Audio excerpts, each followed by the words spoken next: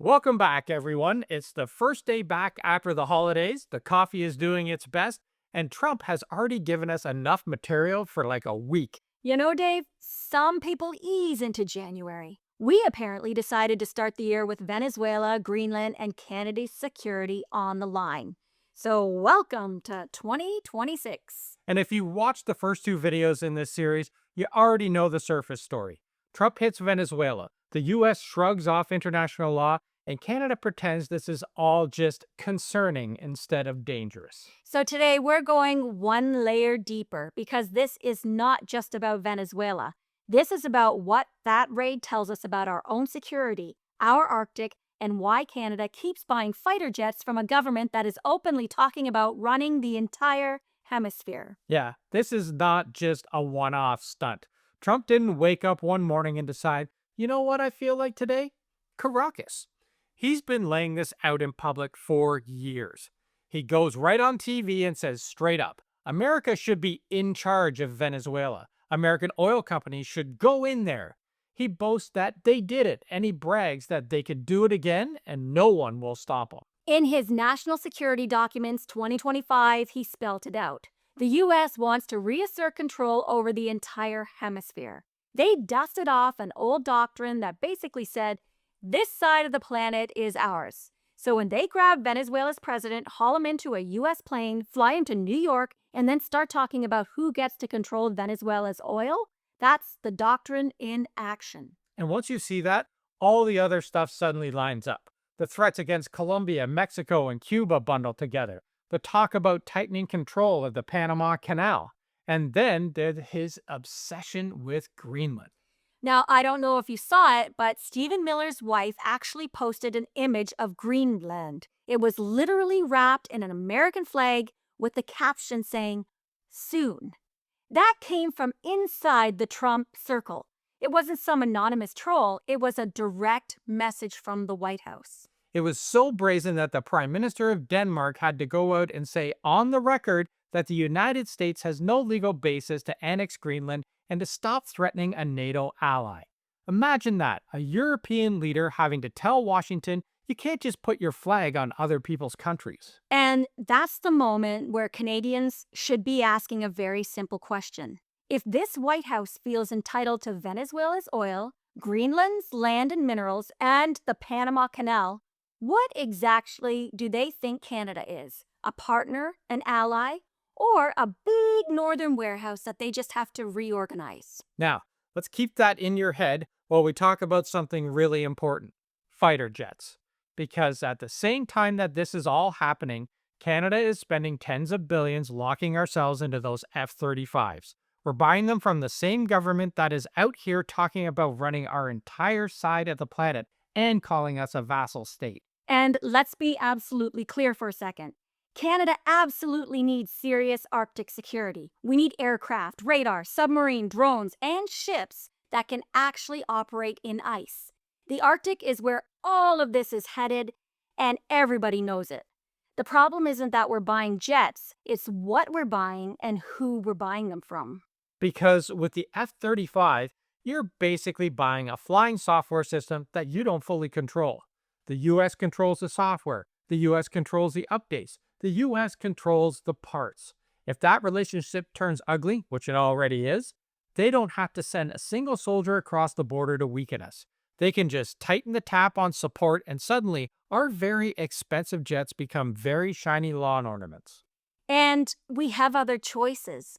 Sweden's Gripen is on the table. It's a jet that is designed so smaller countries like ours can maintain control over their own fleets. It's built by an ally that isn't out there annexing their neighbors and treating half the globe like their own property. But we went with the F-35s anyway. We plugged our Air Force into a system that assumes Washington will always be sane, stable, and on our side. So we need to stop the F-35s right now and go with a mixed fleet ASAP. The Gripen was designed for a country that needs to operate off short runways, even stretches of highway, with small ground crews and in rough conditions. That is our North. That's remote runways, ice, gravel, and weather that eats equipment for breakfast. And look at how Saab pitched it to Canada. Not just, here's a jet, good luck. They were offering to build, maintain, and upgrade the fleet in Canada, using Canadian hangars, using Canadian techs, and Canadian engineers on software and systems. That's thousands of high-skilled jobs here at home over decades, plus real access to the brains of the program instead of being locked out of the code when the US feels like it. Now, compare that to the F-35. That's a flying data center that phones home to the United States every time it takes a breath. The software, the logistics, the upgrades, all of it flows through the US-controlled systems. If Washington slows down updates or changes the rules, our jets, they may still fly, but we're stuck with whatever version they decide that we're allowed to have. With the Gripen, there is a path to real control. The airframe, the brain, the way it operates day to day, that's Swedish designed and could be Canadian run. The whole concept is to maintain it yourself, turn it around fast, and keep it in the air, not wait for a server farm in Texas to give us permission. We actually did a full breakdown of this in a separate video. The costs, the jobs, the maintenance, the whole thing. And if you're on your computer, you'll see it pop up right here, but we've also linked it down below as well. And let's talk about the part where we say what Canada can actually do about it besides panic and yell at the TV, because that's what we do a lot. Because here's the thing, Trump's Donroe Doctrine is real. The Arctic is getting exposed every year, and the US is acting like the rules don't apply to them. But that doesn't mean Canada is just sitting in the corner humming "Oh Canada" and hoping for the best. No, Prime Minister Carney has basically spent the last year treating this like exactly what it is, a security and economic emergency. While Trump was ranting about tariffs and PP was ranting about carbon tax, Carney was out signing trade deals and lining up new partners. Yeah, with Europe, Asia, Latin America. He's been quietly building routes that don't run through Washington. He's been moving Canadian exports away from our big, unstable neighbor and towards countries that actually want stable rules and long-term contracts. And that matters for security, too.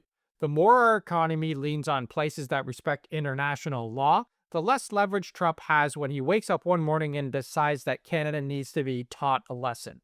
You can't bully a country as easily if it can sell its energy, minerals, and technology somewhere else. And on the Arctic side, for all the delays and compromises, we are not starting from zero. Carney's been pushing upgrades to NORAD. He's been talking openly about new ice-capable ships. He's been putting better northern surveillance, joint work with the Nordic countries and other allies who actually live in the cold instead of flying over it. Is it fast enough? No. Is it perfect? No. But for the first time in a long time, we have a government that is at least saying out loud that the Arctic is not just scenery anymore. It's the front line. And this isn't just talk. As early as next month, Canada is opening a consulate in Nuuk, the capital of Greenland. It's a deliberate move to plant Canadian diplomats right where Trump keeps hinting he wants to redraw the map. And it's not just on the Danish side either. Ottawa has also opened a new consulate in Anchorage, Alaska. For the first time, we'll have Canadian diplomats posted in both of those northern hubs. We're talking directly with Nordic partners, Indigenous communities, and state officials on the US side. But the real signal isn't just the flags on new offices. It's where the money is going. When Mark Carney went up to Iqaluit, he brought a radar contract and a checkbook. Billions for an over-the-horizon radar that actually looks over the Arctic instead of stopping at the 49th parallel. Plus hundreds of millions to keep a year-round military presence in the north and train people in Nunavut. That's what a serious Arctic strategy looks like. While Trump is threatening Greenland and treating the North like it's one of his real estate deals, Carney and Anand are quietly building a web of embassies, consulates, radar stations, and trade routes that say, no way, man, this region is not up for grabs. Now, let's take a look at something else. Every time Trump makes a big foreign policy move, who benefits? Ukraine gets undermined, NATO gets weakened, the rules-based system gets chipped away, Europe gets more nervous and more divided. But who does that help? Well, we all know, right? It helps Moscow every single time. All you have to do is look at this hemisphere. Trump tears up trade deals, picks fights with allies, and treats Latin America like a playground for raids, coups, and invasions. He rattles Denmark over Greenland. He sends signals that the US might back off supporting Europe long term while it tightens its grip closer to home. That sets up a world where the US tries to dominate the West. Russia gets more room in Europe, and China is left to jostle for influence elsewhere. You don't need a signed contract labeled asset to see what's going on here. You just have to follow who gains ground. And sure, you'll hear people say, well, this actually hurts Russia because they lose access to Venezuelan oil. Well, calm down, everybody, because Venezuela is under 1% of global supply, and Russia is one of the biggest producers on the planet. Moscow isn't keeping the lights on with Caracas oil. No. What Russia really used Venezuela for was for politics. A friendly regime in America's backyard that helped them dodge sanctions and park influence. Losing that, sure, it's annoying for the Kremlin, but it doesn't suddenly turn Trump into a defender of European security. When you zoom out from all this, the net effect is the same. Europe is more divided, the West is more chaotic, and Moscow is perfectly happy watching all this mess. So why do you think Trump welcomed Putin, a wanted war criminal, on U.S. soil? Why do you think he always meets or calls Putin before and after he meets with Zelensky? If we keep pretending that this is just a rough patch with a friendly neighbor, we are going to get steamrolled. The Arctic is warming. New shipping routes are opening. Russia and the U.S. are already looking at that map and seeing resources, with Canada sandwiched right in the middle of it. We cannot do this anymore. Canada needs a grown-up security plan that actually fits the world we're living in. That means real Arctic patrols, real surveillance, real capability to defend our territory, and it also means not putting all of our eggs in one American basket when we know that that leadership is unstable and openly hostile to limits on its power. Trump has told us who he is. He has told us what he wants to do. He's made no secret of it. He's shown us that he is happy to divide the world into spheres and look the other way while his friends in Moscow and Beijing push their own agendas. These dictators all have the richest militaries and countries on earth, and at some point, Canada has to stop acting like a polite bystander and start acting like a country that understands the world is in trouble. We need Arctic defense, real ships, real planes, real surveillance. With a united NATO, the NATO that Trump has been trying to destroy since 2015, we need to keep control over our own hardware and decisions and invest in the Gripens from allies that are actually on our side. So no, you're not being dramatic if you're worried. You're paying attention. The Donroe Document says it out loud, crystal clear. They've dusted off a remake of 19th century imperialism. It was way back in 1823 when Monroe rolled out this doctrine. The pitch was, Europe, you stay out of the Americas, and we'll take it from here. It was sending a very clear signal that Washington saw the whole hemisphere as its backyard. What Trump has done is strip away the polite language. The Donroe Doctrine is just the Monroe Doctrine without the mask. Same old idea. This side of the planet belongs to us. We decide who runs what, and if you don't like it, we have jets, sanctions, and prison deals to remind you who's actually calling the shots.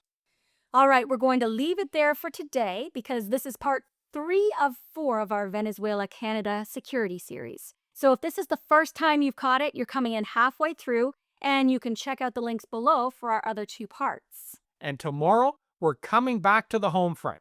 How the American war economy and broken healthcare model actually weaken democracy, and why 300,000 Canadians are ready to stand up for this country because we love it, not because we're forced to do it.